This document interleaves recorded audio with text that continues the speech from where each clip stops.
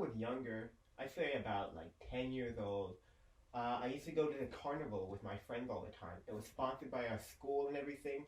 So we all got free admissions, so to like the rides and all the games and stuff. And so it was obviously just this thing we did every summer.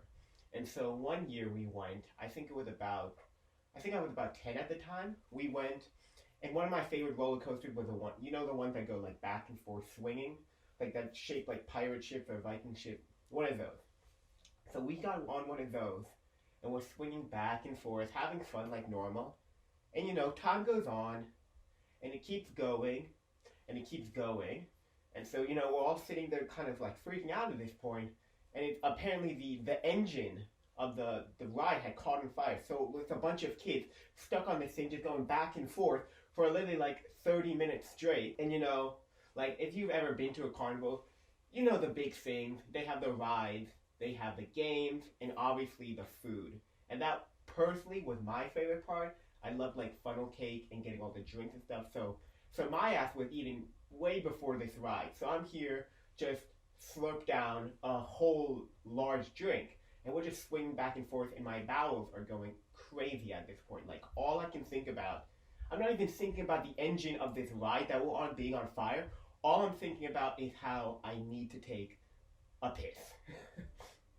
So finally, it was literally 45 minutes later. We got off the ride, and I just book it away from my friend. I'm like, see you around. I started running towards the bathroom.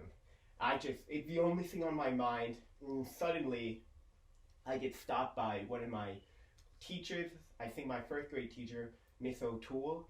Hadn't seen her in a few years, and so she just sparks up a conversation. She asked me, she's like, how are you doing? Like, how's everything going with school? Like, what are you thinking about the future? Because at the time I was thinking about moving to New Mexico, and so she'd ask me all these questions and everything, just going on and on and on.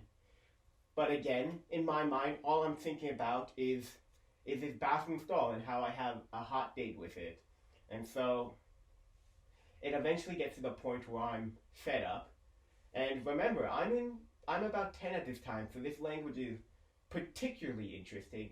But I looked at her in the face and I said, Miss O'Toole, I'd love to continue this conversation, but if we don't stop, I'm about to piss my pants. You know, coming from a 10-year-old, she obviously doesn't really have a good response to it. She kind of just stands there shocked. So I just kind of take it as my opportunity to get out of there, walk away, head to the bathroom, do my business, and I get out. And you know, that's about it.